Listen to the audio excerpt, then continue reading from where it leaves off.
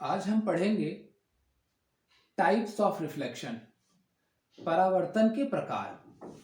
So basically there are two types of reflection.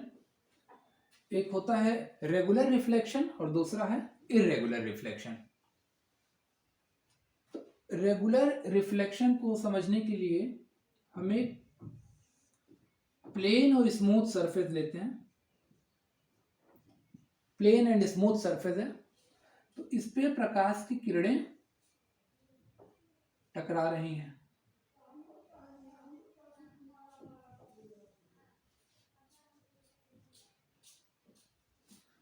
प्रकाश की किरणें plane and smooth surface पर टकरा रही हैं।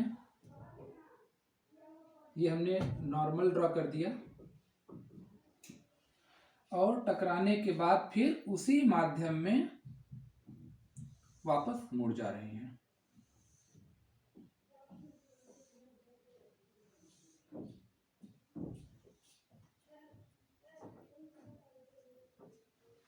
तो यहां पे हम देख रहे हैं कि इंसिडेंट रेज एक दूसरे के पैरेलल थी और प्लेन एंड स्मूथ सरफेस पर इंसिडेंट होने के बाद जो रिफ्लेक्टेड रेज वहां से वापस मुड़ के उस माध्यम में जा रही हैं, वो भी एक दूसरे से पैरेलल हैं।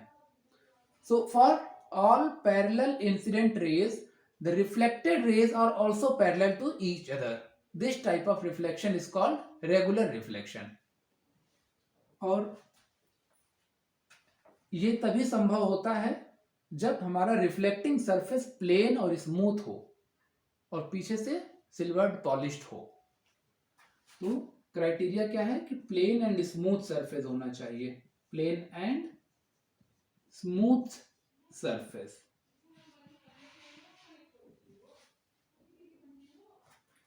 और दूसरा इरेगुलर रिफ्लेक्शन में सरफेस जो है वो प्लेन एंड स्मूथ नहीं होता है, वो रफ होता है, उबड़ खाबड़ होता है।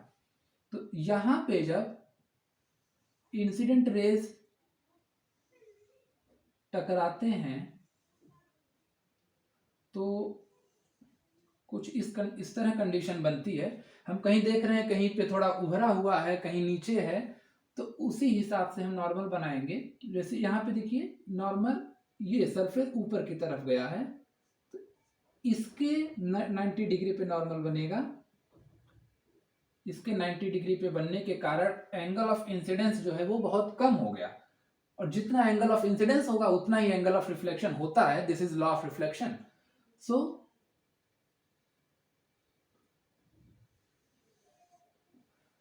कम एंगल ऑफ रिफ्लेक्शन बनाते ही ये रे वापस मुड़ जाती है।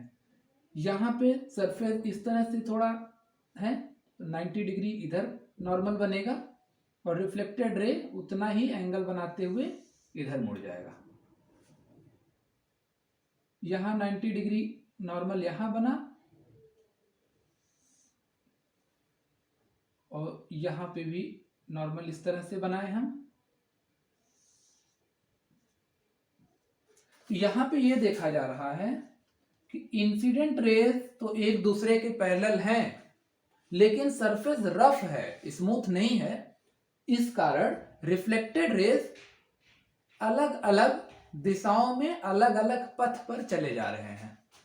रिफ्लेक्टेड रेज एक दूसरे के पैरेलल नहीं है, तो इस तरह का रिफ्लेक्शन इरेगुलर रिफ्लेक्शन होता है और ये रफ सरफेस पर होता है। एक बात और हम ध्यान दें कि रेगुलर रिफ्लेक्शन को स्पेकुलर रिफ्लेक्शन भी कहते हैं। Specular reflection, whereas irregular reflection is also called diffused reflection. यहां पे एक बात यह ध्यान देने योग्य है, यहां पे लग रहा है कि जैसे इंसिडेंट रेज आए और वैसे ही पैरेलल होके चले गए एक दूसरे के, और रिफ्लेक्शन एक लॉ के हिसाब से, एक नियम के हिसाब से हुआ है, लेकिन हमें लग रहा है कि यहाँ पे कोई नियम जैसे नहीं फॉलो हुआ है। तो यहाँ पे यही पॉइंट समझना है कि यहाँ पर भी लॉ ऑफ रिफ्लेक्शन फॉलो हुआ है। अलग अलग पथ पे इसलिए गए रिफ्लेक्टेड रेज क्योंकि सरफेस रफ था, और जिस पॉइंट पे इंसिडेंट हुआ इंसिडेंट रे, उस पॉइंट पर जब हमने नॉर्मल बनाया तो उसी हिसाब से एंगल ऑफ इंसिडेंस सब में बदल गए। और यहाँ पे एंगल ऑफ इंसिडेंस सभी में एक समान है, क्योंकि ये सरफेस उबड़ खाबड़ नहीं है, ये सरफेस प्लेन एंड स्मूथ है। तो दोनों ही स्थिति में लॉ ऑफ रिफ्लेक्शन फॉलो हुआ है, लॉ ऑफ रिफ्लेक्शन दोनों में फॉलो हुआ है। एक बार फिर से हम ऐसे समझेंगे, क्योंकि सतह इसमें इस तरह के था, तो कुछ रे यहाँ पड़े हैं, कुछ रे यहाँ पड़े, कुछ रे यहाँ पड़े, तो हर स्थिति में नॉर्मल हमारा बदल गया। और नॉर्मल के बदल जाने से रिफ्लेक्टेड रेज अलग अलग डायरेक्शन में गए। यहाँ पे नॉर्मल हमारा इधर से बन रहा है, ये उधर चला गया। I think the topic is clear. Thank you.